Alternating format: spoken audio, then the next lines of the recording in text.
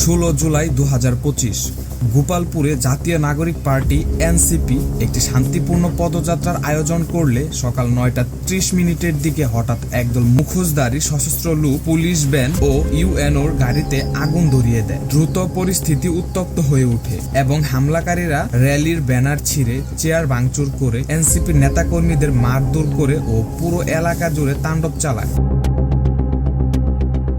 সরকারিভাবে নিহত সংখ্যা 3 থেকে 4 জন বলা হলেও স্থানীয়দের ভাষ্যমতে 14 জন নিহত হয়েছে এবং 110 জনের বেশি আহত হয়েছে। হামলার দায় সরাসরি কেউ স্বীকার না করলেও এনসিপি ও স্থানীয়রা অভিযোগ করেছে এটি ছিল পরিকল্পিত রাজনৈতিক হামলা, যাতে স্থানীয় শাসকদের একটি গোষ্ঠী ও প্রশাসনের কিছু পক্ষ জড়িত। প্রথম আঘাতের সময় পুলিশ ঘটনাস্থলে থাকলেও কোনো প্রতিরোধ করেনি, বরং নিষ্ক্রিয় অবস্থানে ছিল। পরিস্থিতি আরও খারাপ হলে প্রশাসন কারফিউ জারি করে বন্ধ করে দেওয়া হয় দোকান, শিক্ষা প্রতিষ্ঠান ও মোবাইল নেটওয়ার্ক।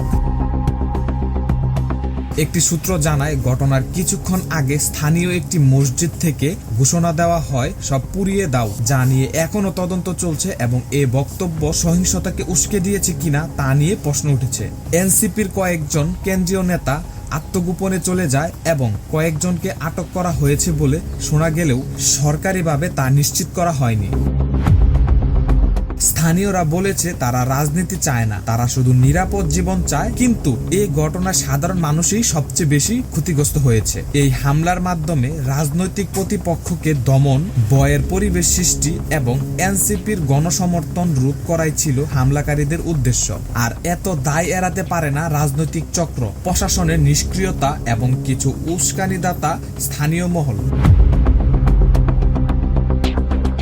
গোপালপুরের রক্তাক্ত এই দিন আজ প্রশ্ন রেখে যাচ্ছে, জনগণের জান ও মালের উপর দিয়ে কার স্বার্থ রক্ষা করা হলো।